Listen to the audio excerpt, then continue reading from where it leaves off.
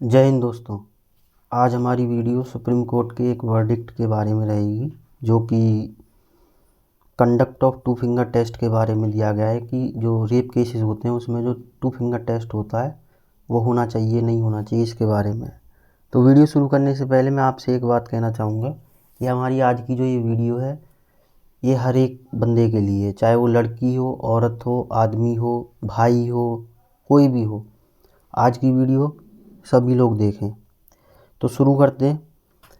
तो जो supreme court का वर्डिक्ट दिया गया है उसकी बेंच को लेड किया था जस्टिस DY चंद्रचूड़ ने, जो फ़िलहाल में CJI भी हैं, चीफ जस्टिस ऑफ इंडिया। तो ये कहते हैं अपने जजमेंट के अंदर कि जो ये पूरा रीज़न है, सोल रीज़न जो है किसके लिए जो ये कंडक्ट किया जाता है टू फिंगर टेस्ट, उन्होंने बहुत ही ज़्यादा हार्ड शब्दों में कहा है कि ये जो रिग्रेसिव टेस्ट है ये जो किया जाता है सेक्सुअल असॉल्ट सर्वाइवर्स पर, इट मीन्स कि जिसका रेप हो जाता है और वो बच जाती है, तो जब उसको हॉस्पिटल लेके जाया जाता है तो ये वाला जो टेस्ट उसके ऊपर किया जाता है, ये सिर्फ इसलिए, इसका रीज़न जो पूरा हम जो अभी तक देखते आए हैं, इसका रीज़न सिर्फ ये होता है कि हमें उस लड़की के बारे में या औरत के बारे में ये जानना होता है कि इसी हैबिचुअल ऑफ हैविंग सेक्सुअल इंटरकोर्सेज, क्या वो मतलब सेक्स लाइफ में बहुत ज़्यादा एक्टिव थी या नहीं थी। सिर्फ सोल पर्पज़ जो होता है इस पूरे टेस्ट को कंडक्ट करने का यही होता है। तो इन्होंने कहा कि इस टाइप का जो कंसर्न है वो बहुत ही ज़्यादा इर्रेलेवेंट है। क्यों? क्योंकि ये मैटर ही नहीं करता है कि वो रेप हुई है या नहीं हुई है इस वाले फैक्ट से, मतलब टू फिंगर टेस्ट से कुछ भी साबित नहीं होता है कि उसका रेप हुआ है या नहीं हुआ है। सिर्फ वो इसलिए किया जाता है कि ये जो लड़की है या जो भी औरत है वो पास्ट लाइफ में अपने सेक्सुअली एक्टिव थी या नहीं थी। तो DY चंद्रचूड़ यही कहते हैं कि जो प्रीवियस सेक्सुअल एक्सपीरियंस है वो इमैटेरियल है इस क्वेश्चन ऑफ कंडक्ट के लिए, ठीक है। फिर उसके बाद में जो एक और जस्टिस थी साथ में, हिमा कोहली, वो कहती है कि जो सो कॉल्ड टेस्ट है इसका कोई भी साइंटिफिक बेसिस नहीं है, it has no scientific basis,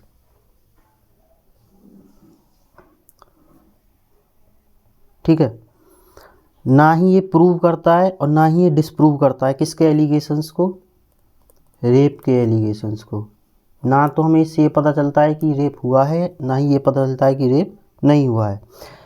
it instead revictimises and retraumatises women और girl who may have been sexually assaulted. जिस लड़की को या औरत को सेक्सुअली असॉल्ट किया गया है जस्ट अभी कुछ घंटे पहले या कुछ टाइम पहले, उसको दोबारा से उसी फेज़ में सोचने पर या फिर उसको दोबारा से उस ट्रॉमा से गुजरने पर मजबूर किया जाता है।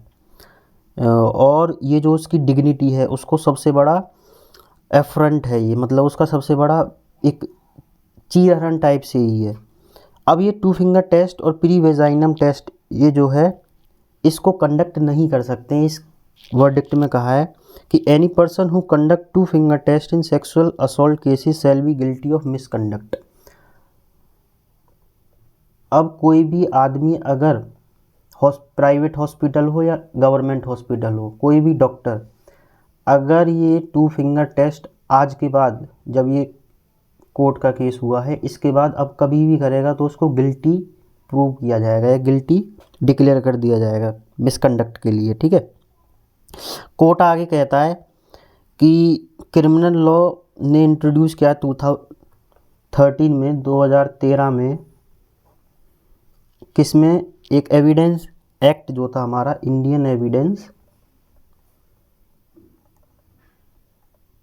एक्ट, उसमें संशोधन पारित किया था 2013 में। और उस संशोधन के हिसाब से या उस अमेंडमेंट के हिसाब से क्या लिखा हुआ है कि the evidence of A victims character, जो भी सबूत है किसका, उसके विक्टिम के करेक्टर का, जैसे जिसका भी रेप किया गया उसके चरित्र का जो भी सबूत है कि उसका पास्ट लाइफ में कैसा सेक्सुअल एक्सपीरियंस रहा था, ये रेलेवेंट है ही नहीं। It is not relevant to the fact, किस फैक्ट से, कि उसका रेप हुआ है या फिर नहीं हुआ है। लेकिन 2013 के अमेंडमेंट एक्ट आने के बाद भी अमेंडमेंट एक्ट आया था, इसने सेक्शन 53A को ऐड किया था किसमें, इंडियन एविडेंस एक्ट में। और इसकी जो एक तरीके से इंटरप्रिटेशन थी मैं आपको बता चुका हूँ कि इसमें जो हमारा एविडेंस एक्ट है इसके अंदर विक्टिम का जो भी करेक्टर है वो डिसाइड करता ही नहीं है कि पास्ट में उसने सेक्सुअल एक्टिव थी या नहीं थी, उससे कुछ भी डिसाइड नहीं होता है कि रेप हुआ है या नहीं हुआ है। इस वजह से इस टेस्ट को नल एंड वॉइड डिक्लेयर कर दिया गया। लेकिन आज भी ये इंडिया में हर कोने में आज भी होता है, ठीक है। अब पहले बात करते हैं, बहुत से लोगों को पता नहीं होगा कि टू फिंगर टेस्ट होता क्या है, तो समझते हैं कि ये टू फिंगर टेस्ट है क्या। अगर मैं इसको जनरली नॉर्मल भाषा में समझाने की कोशिश करूँ तो टू फिंगर टेस्ट परफॉर्म किया जाता है किसी भी डॉक्टर के थ्रू, ठीक है, चाहे वो प्राइवेट इंस्टीट्यूट का हो चाहे वो गवर्नमेंट हॉस्पिटल से हो। वो क्या करता है, अपनी 2 फिंगर्स को इंसर्ट करता है वेजाइनल कैनाल में।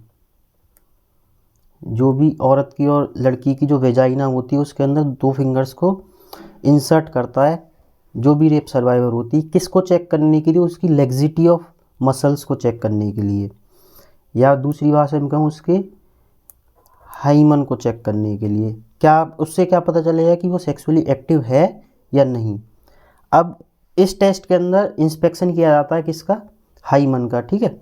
अब हाइमन क्या होता है, हाइमन एक मेम्ब्रेन है जनरली जो कि सराउंड करता है या पार्शियली कवर करता है किसकी ओपनिंग्स को, वेजाइना की ओपनिंग्स को ये कवर करता है, ठीक है। और हाइमन के टूटने से या फटने से किसी भी औरत का जो भी सेक्सुअल इंटरकोर्स पास्ट लाइफ में रहा है या अभी हुआ है उसको माना जाता था अभी तक कि हाइमन के टूटने से क्या है कि उसका वो सेक्सुअली एक्टिव है या नहीं है। लेकिन अगर साइंटिफिकली और मेडिकल टर्म्स में बात करूं तो हाइमन के टूटने से ये बिल्कुल भी ऑन पेपर कोई भी डॉक्टर ये नहीं कह सकता है कि इसने सेक्सुअल लाइफ में अपनी एक्टिव थी लड़की या औरत या नहीं थी, ठीक है। बहुत सारे मेडिकल जर्नल में लिखा गया है और बहुत सारे मेडिकल प्रैक्टिशनर्स ने ये भी कहा है ऑन पेपर ऑन रिकॉर्ड कि हाइमन के टूटने की बहुत सारे वजह हो सकते हैं। There are several reasons, right. उन सेवरल रीजंस में साइकिलिंग भी हो सकती है, राइट, उसमें राइडिंग भी हो सकती है, उसमें स्विमिंग भी हो सकती है, राइट।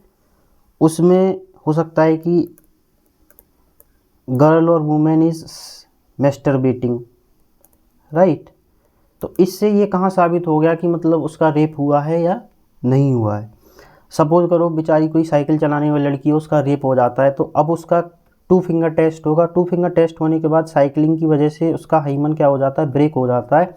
उसको फिर एविडेंस के तौर पे पेश किया जाएगा कोर्ट में कि सी इज सेक्सुअली एक्टिव। लेकिन ऐसा है भी नहीं, क्यों, क्योंकि वो तो साइकिल चला रही है। इसकी वजह से उसका हाइमन क्या है, टर्न आउट हुआ है, फटा है, ठीक है। आगे बात करें, रिसर्चेस यहाँ तक कहती हैं, ये बहुत ही शॉकिंग चीज़ है कि रिसर्च यहाँ तक कहती हैं कि हाइमन ये नहीं कह सकता है कि सेक्सुअल असॉल्ट हुआ है या नहीं हुआ है। और बहुत औरतों में ये भी देखने को मिला है कि जन्म से बाय बर्थ बहुत औरतों में हाइमन प्रेजेंट ही नहीं होता है। जब हाइमन प्रेजेंट ही नहीं है तो how can you say that कि because of absence of hymen और टर्न आउट ऑफ हाइमन कि उसके ऊपर वो सेक्सुअली एक्टिव थी या नहीं थी। अब सपोज करो कोई एक ऐसी रेप सर्वाइवर है जिसको बाई बर्थ से हाइमन ही नहीं है, तो उसको तो फिर एक ये कह के हल्का सा हैंड मिल जाएगा जो भी उसका जो भी जिसने भी उत्पीड़न किया होगा कि सी सेक्सुअली एक्टिव, राइट। अब बात करें उस रेप विक्टिम की कंडीशंस को एक बार इमेजिन करके देखो कि जिसकी डिग्निटी और जिसकी रिस्पेक्ट और जिसको बहुत ज़्यादा प्रताड़ना अभी कुछ घंटे पहले दी गई है, उसको दोबारा से उसी रेप कंडीशन से गुजरना पड़ेगा। लेकिन सोचो वो तो इलीगल है जिस बंदे ने किया है, लेकिन अब ये जो मेडिकल प्रैक्टिशनर्स कर रहे हैं या डॉक्टर कर रहे हैं, 2 फिंगर को इंसर्ट कर रहे हैं किसमें, वजाइना में। इट इज़ लीगल नाउ एडेज, है ना, लीगल है। और ये बहुत ज़्यादा अनएथिकल मेडिकल प्रैक्टिस है। लेकिन फिर भी ये, उस बंदे को तो कुछ कर नहीं सकते, उस डॉक्टर को तो कोई सज़ा है नहीं, वो तो लीगली कर रहा है उस काम को। तो एक बार उसका रेप हो चुका है, दोबारा से उसको उसी ट्रॉमा से गुजरना पड़ता है। उस रेप विक्टिम के बारे में सोच के देखिए। तो अब इसके थोड़ा सा हिस्ट्री पार्ट में अगर मैं जाऊं इस पूरे सिनेरियो के, तो सबसे पहले जो आवाज़ उठाई थी एक इंडियन टीचर थी, उन्होंने उठाई थी 1979 में। तो इसका थोड़ा सा और हिस्ट्री पर्सपेक्टिव देखते हैं तो यूके में आपको पता चलेगा, यूके यूनाइटेड किंगडम में 1979 से पहले क्या होता था कि एक मेडिकल एग्जामिनेशन वाली एक प्रोटोकॉल थी, वो फॉलो करनी पड़ती थी। किसको? उन औरतों को जो इमिग्रेट करती थी, ठीक है, कहाँ? उनकी कंट्रीज़ में। किसके लिए? शादी करने के लिए उनके जो वहाँ मतलब रेजिडेंट्स थे, ठीक है, अपने फियांसे से। ये प्रोटोकॉल हमेशा ही चलती रहती अगर वो इंडियन जो टीचर है कभी अपनी आवाज़ को रेज़ नहीं करती, ठीक है। तो ज़रा उस इंसिडेंट के बारे में जानते हैं कि वो इंसिडेंट क्या था। ये बात है 24 जनवरी 1979 की। एक इंडियन वुमेन थी, वो लैंड करती हैं हीथ्रो एयरपोर्ट पर और उनको लंदन जाना होता है अपने फियांसे के साथ शादी करने के लिए। और वो जो फियांसे था उनका, वो बाई बर्थ या फिर बाई रेजिडेंस ब्रिटिश था, लेकिन इंडियन ओरिजिन था उसका। जैसे ऋषि सुनक अभी जो प्राइम मिनिस्टर हुए हैं ब्रिटेन के, ठीक उसी प्रकार से। तो उस समय क्या होता था, जो लोगों को अगर ब्रिटेन में एंटर करना पड़ता था तो उनके लिए कोई वीज़ा नहीं था। किन के लिए? अगर वो शादी कर रहे होते थे विद इन 3 मंथ्स अपने फियांसे से, ठीक है। तो जो इंडियन लेडी थी उसको एक्सटेंसिव मेडिकल एग्जामिनेशन से गुजरना पड़ा, कहाँ पर? ब्रिटेन में सेटल होने के लिए। तो जो वहाँ पर इमिग्रेशन ऑफिसर था वहाँ का, उसको क्या हुआ, उस लेडी को देख के शक हुआ। शक क्यों हुआ? क्योंकि वो जो लेडी थी वो थी 35 ईयर ओल्ड, ठीक है। इसकी वजह से उस इमिग्रेशन ऑफिसर को क्या हुआ, शक हुआ कि कहीं इसकी ऐसा तो नहीं है पहले ही शादी हो चुकी है, या कहीं इसके कुछ बच्चे हों ऑलरेडी। तो उनको गुजरना पड़ा उस इमिग्रेशन ऑफिसर के शक की वजह से इस वर्जिनिटी टेस्ट या सो कॉल्ड 2 फिंगर टेस्ट से, ठीक है। तो जब ये हुआ तो इसके एक हफ्ते बाद एक बहुत ही बड़ा न्यूज़पेपर है द गार्जियन करके, उसमें ये हेडलाइंस के तौर पे मतलब बड़ी बड़ी हेडलाइंस में छपा कि इस तरीके से ही हुआ है। जैसे ही ये हुआ तो हमारे जो उस समय के प्रधानमंत्री थे मोरारजी देसाई, उन्होंने इंटरवीन किया और ब्रिटिशर से कहा कि एक्सप्लेनेशन दीजिए, राइट, इसके रिगार्डिंग के, मतलब ऐसा कैसे हो सकता है, वो भी हमारी औरतों के साथ, हमारी लड़कियों के साथ ऐसा कैसे हो रहा है, तो इसके लिए एक्सप्लेनेशन दीजिए। तो इमीडिएटली वहाँ का जो हायर ऑफिशियल्स थे उन्होंने उस इमिग्रेशन ऑफिसर को टर्मिनेट कर दिया, ठीक है, सस्पेंड कर दिया और टर्मिनेट कर दिया। उसके बाद उसके खिलाफ डिसिप्लिनरी एक्शन हुए। फिर उसके बाद एक डिप्लोमेटिक रॉ क्रिएट होता है किसके और किसके बीच में? लंदन एंड नई दिल्ली के बीच में एक डिप्लोमेटिक रॉ क्रिएट होता है। और जो फिर वो कहते हैं कि ये जो प्रैक्टिस है, कौन सी प्रैक्टिस है? ये 2 फिंगर टेस्ट या वर्जिनिटी टेस्ट कह लें इसको।